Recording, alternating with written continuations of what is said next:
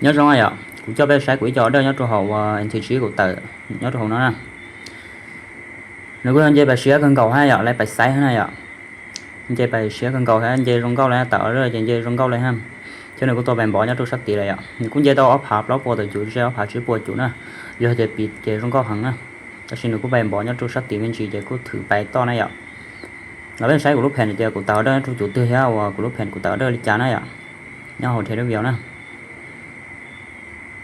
của tao ở đây nhớ tôi chủ nó ạ nhớ tôi là tôi sẽ nên chúa nè ít chủ nó tôi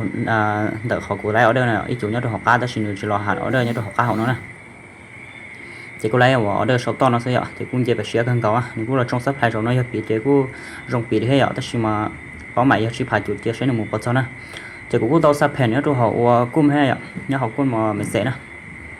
ok nó chỉ ạ cho cái lo tôi họวันที่ họ cung mình sẽ nó này ạ cũng tao sắp hẹn nè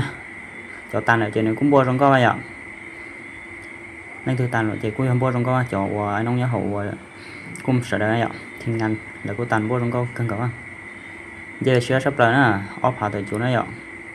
đi nó chỉ sắp lại nè